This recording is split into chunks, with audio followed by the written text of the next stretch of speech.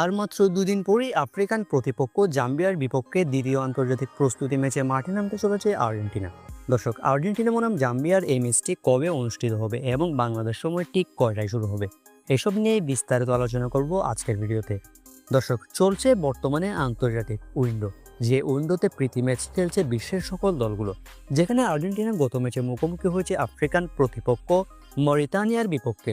যে ম্যাচে আর্জেন্টিনা 2-1 গোলে জয় পেলেও পারফরমেন্স তেমন একটা সুবিধাজনক ছিল না। মরিতানিয়া অনেকটাই ভালো খেলেছে আর্জেন্টিনার তুলনায়, যে কারণে সেই ম্যাচটা শেষের সমালোচনায় মেতেছিলেন আর্জেন্টাইন গোলরক্ষক এমিলিয়ানো মার্টিনেজ। তিনি জানিয়েছিলেন মরিতানিয়ার বিপক্ষে মোটেও ভালো করেনি আর্জেন্টিনা। যদি এই অবস্থায় তারা স্পেনের বিপক্ষে ফিনালিজমে খেলতো তাহলে আর্জেন্টিনা সেই ম্যাচটা হেরে যেত।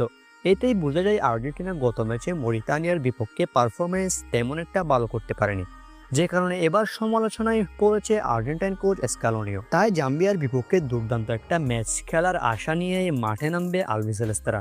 চলুন এক নজরে দেখে নেওয়া যাক আর্জেন্টিনা বনাম জাম্বিয়ার দ্বিতীয় প্রীতি ম্যাচটির চূড়ান্ত সময়সূচি। দর্শক, আর্জেন্টিনা বনাম জাম্বিয়ার এই ম্যাচটি অনুষ্ঠিত হবে এপ্রিলের 1 তারিখ। বাংলাদেশ সময় অনুযায়ী ভোর 5:15 এই ম্যাচটি শুরু হবে, অর্থাৎ এপ্রিলের 1 তারিখ বাংলাদেশ সময় ভোর 5:15।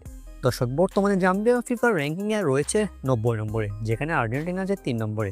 দুই দলের র্যাঙ্কিংয়ে বেশ কিছুটা তফাৎ থাকলেও র্যাঙ্কিং যে ম্যাটার করে না সেটা আমরা আর্জেন্টিনা বনাম মরিতানিয়ার ম্যাচেই দেখতে পেয়েছি, যে কারণে আর্জেন্টিনাকে এই ম্যাচটা বেশ ভালোভাবে নিতে হবে। আর স্ক্যালোনি এই ম্যাচগুলোতে এক্সপেরিমেন্ট করছেন, তাই তেমন একটা ভালো পারফরমেন্স পাচ্ছে না আর্জেন্টিনা। অর্থাৎ লিওনেল স্ক্যালোনি নতুন নতুন খেলোয়াড়দের সুযোগ দিয়ে দেখছেন, কেননা বিশ্বকাপের আর মাত্র 2.5 মাস মতো বাকি রয়েছে। এখন দেখার বিষয় জাম্বিয়ার বিপক্ষে কেমন করে আর্জেন্টিনা। দর্শক, আপনার মতে শেষ পর্যন্ত জয় নিয়ে মাঠ ছাড়বে কে, আর্জেন্টিনা নাকি জাম্বিয়া?